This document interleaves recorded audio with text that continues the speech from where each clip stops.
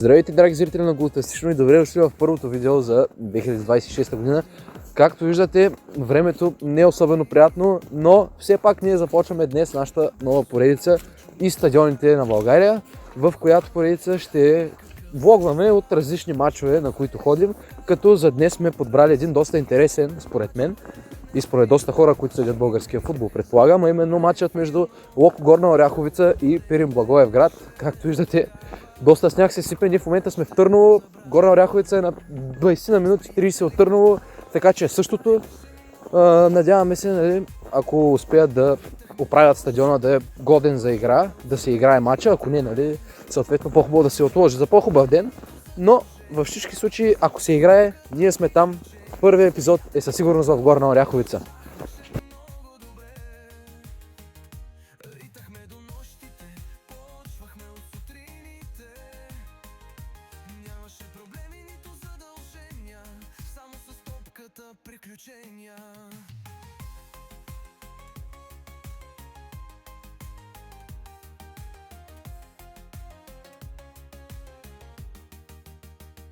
Велики моменти заслужават аплодисменти, без да усетим, вече всички сме студенти. С приятели в квартала беше ни много добре. Ритахме нощте, почвахме от... Така, вече сме в Горна Оряховица, то си личи де, виж отзаде какво пише. Града е на черно-белите, черно-белите са Локо Горна, естествено. Отбора е създаден през 1932. Смятам, че е добре малко да си поговорим за... Тук има дупка, внимавай. Ако се чуете, не си говоря сам. Заедно с мен, както и когато правихме видеото за Спартак, както и в други моменти на Глутастично е Алекс, нашия оператор, който е неизменна част от нашия екип, който е от двама човека за момента, но няма проблем. Идеята ми е сега малко да си поговорим и за Пирин, и за Локо Горна. Така, тук сме в едно доста хубаво паркче, между другото. Харесва ми Горна Оряховица за момента, особено такава снежна е доста красива. Както казах, искам да си поговорим малко за двата отбора, които днес ще наблюдаваме. Като освен това, понеже ние малко по-късно успяхме да дойдем до Горна Оряховица, имаше организирана дейност, нали, който иска доброволческа да помогне с почистването на стадиона. Ние нямахме възможност да дойдем по-рано, но сега идваме. Той по принцип матча трябва да почне в 2 часа, но казаха, че най-вероятно ще бъде изместен за 3, за да бъде изчистен, но казаха, че със сигурност ще има такъв. Така че се надяваме, докато стигнем на стадиона, да успеем да помогнем, да не са спрели дейностите. И да, сега нека се поговорим малко за историята на Локо Горна първо. Локо Горна е отбор създаден през 1932, който по времето на комунизма е бил железничарски клуб. И също така интересното е, че за разлика от... Предполагам сте виждали емблемите на Локо София, на Локо Мездра. Това са все отбори, които и старата на Локо Пловдив до някаква степен.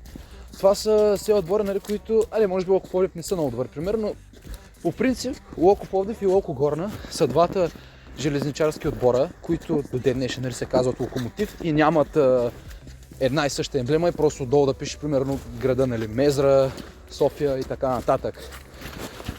Друго, което мога да ви кажа за тях, има една интересна дружба между агитката на Горна Оряховица, на Локо Горна Оряховица. Има една...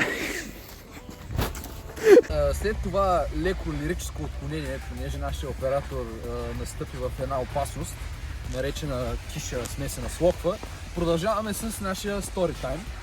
Както казах, има една интересна дружба между феновете на Локо Горна и тези на Notts County. Notts County са отбор от, ще ви излъжа, 4-то ниво, мисля, че на футбола в Англия или 5-то.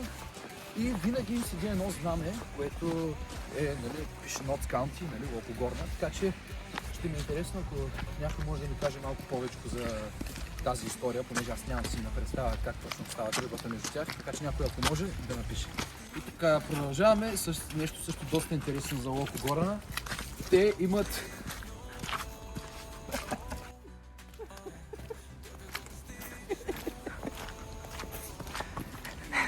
Шефа ви на Глутастично каза, че този път е феноменален за снимане. Каза, че било много хубаво. Кой да помисли? Не шефът ми, аз съм само който. Шефа ми каза, че е много хубав този път тук за снимане. И ще да се получи много добре. Ева. Та като цяло Локо Горна са си един отбор, който е класически за българския футбол и за първа лига, който със сигурност има място в първа лига. Допреди 2-3 години имаха малко трусове и трудности, но в момента са доста добре. Миналата година завършиха в топ 10, ама не помня на кое място точно. В момента са 6-ти, така че имат и добри играчи, добре играят. Даже предполагам хората, които се интересуват от първа лига, поне до някаква степен, или поне гледат класацията, виждат какво става. В смисъл, отбуна унищожават всичко. И може би единственият отбор, който видях, наистина да им се противопостави, бяха Локо Горна. Един много хубав матч. И така, друго, което мога да ви кажа за Локо Горна е, че като цяло те са едни от най-добрите домакини тази година, може би в първа лига.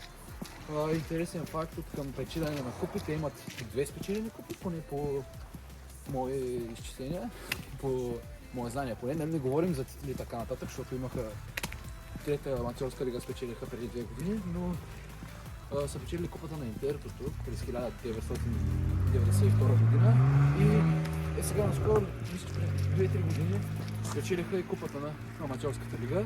Също Черноморец много Болчик май беше финала, ще ви изложа. И да, нека да поговорим малко и за Пирин. Пирин, те са също така един доста важен отбор за българския футбол, отбор, който от школата се е вадил много добри футболисти, Бербатов е един, например. Отбор, който дълго време, даже повече от Локо е участвал в първа лига и повече успехи реално има тук Локо Горна Пирин. Не би казал, че са по-важен отбор, ако мога така да го кажа. И двата отбора са много важни за българския футбол. Като те в началото на сезона, те реално дойдоха в втора лига, като изпадна втора лига. И в началото на сезона бяха много зле, имаше възможност въобще да не съществуват, но в крайна сметка дойде нов собственик, взеха нови играчи, така че матчът ще бъде доста интересен. Ние стигнахме вече до стадиона и отиваме да помогнем с каквото можем за почването на матча, за почистването на стадиона.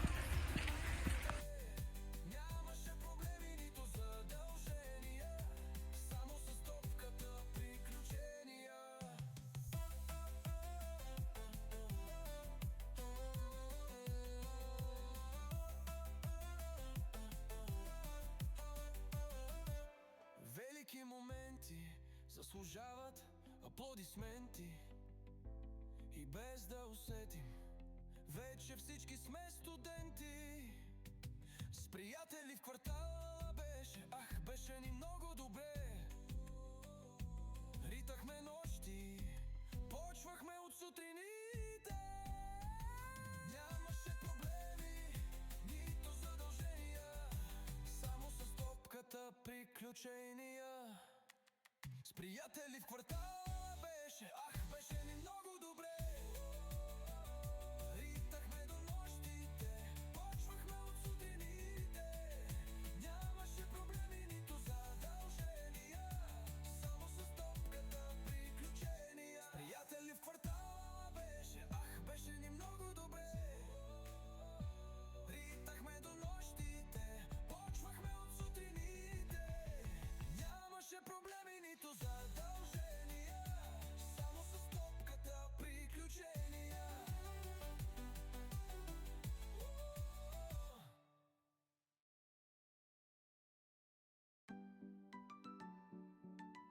Гага, фантастично.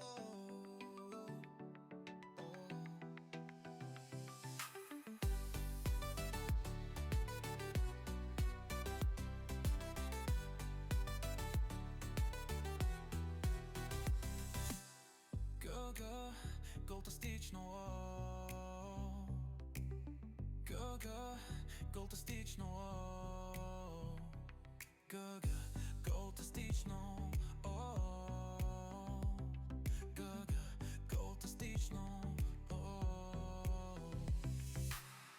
Гага,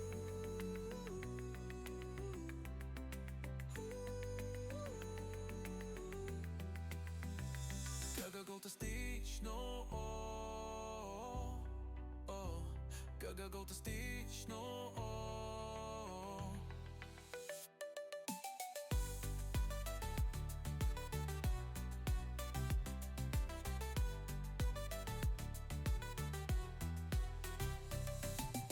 Гага,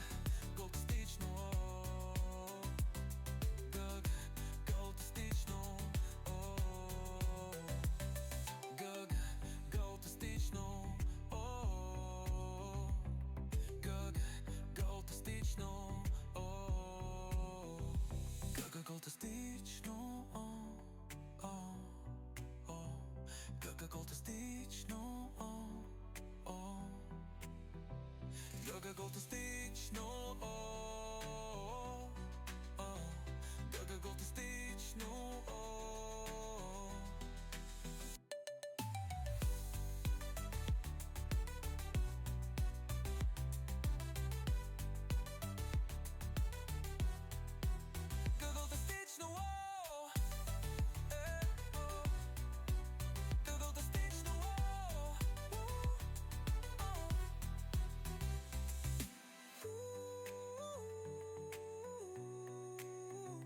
Как фантастично,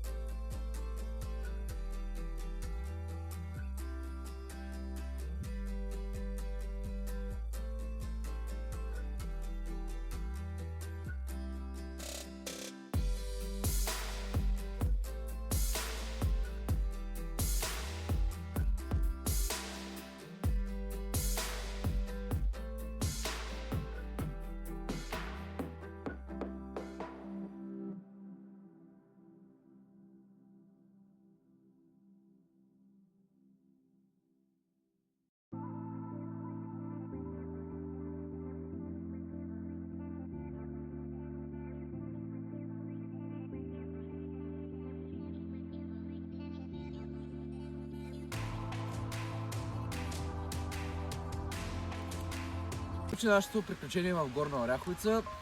Имам радостта да го приключа тук на тази фантастична гледка в Търново. Като цяло беше едно доста хубаво изживяване. Успяхме да помогнем за изчистването на стадиона и в крайна сметка матча да се играе. И през първото по време беше вкаран само един гол, като този един гол беше от страната на Пирин и Пирин победоха. Като честно казвам, гола беше доста комичен, в смисъл вратаря се опита да я фане, обаче му мина през ръцете. Тук ще покажа видео от репортажа, ако има такова излязло.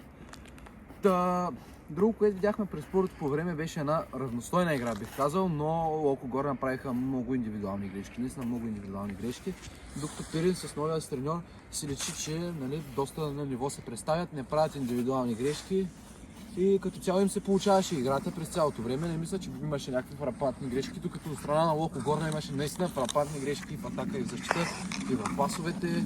Но да, в този първото по време че така, с по-скоро повече опасни удари за Локо Горна, но с повече опасни удари за Пирин, но с повече атаки за Локо. Съответно Пирин бяха по-резултатни, по-добре извършваха своята дейност на терена.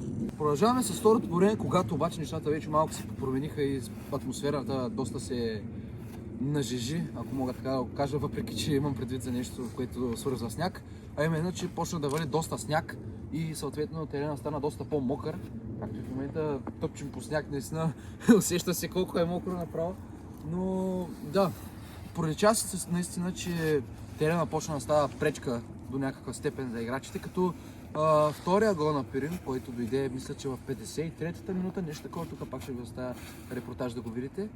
Но да, тогава падна и втория гол, реално първия за второто по време, но втори за общо за матча, когато Пирин направиха една доста опасна атака и тогава двама играча на Локо Горна не успяха да стигнат топката, един да се подхлъзна, на който беше по-близко и съответно играча на Пирин остана сам срещу вратаря и се стигна до гола, като след този втори гол Пирин играха доста по-затворено и техните атаки ставаха по-скоро чрез чистене на топката напред и общо взето нападение от един или двама играча на Пирин.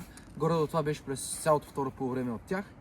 Но за разлика от Локо Горна, те успяха поне до някаква степен да се климатизират по-успешно към условията на терена, защото Локо Горна доста пъти падаха, доста пъти се подхлъзваха и в крайна сметка обаче успяха да стигнат до един гол в края и тогава вече драмата малко по-така голяма стана.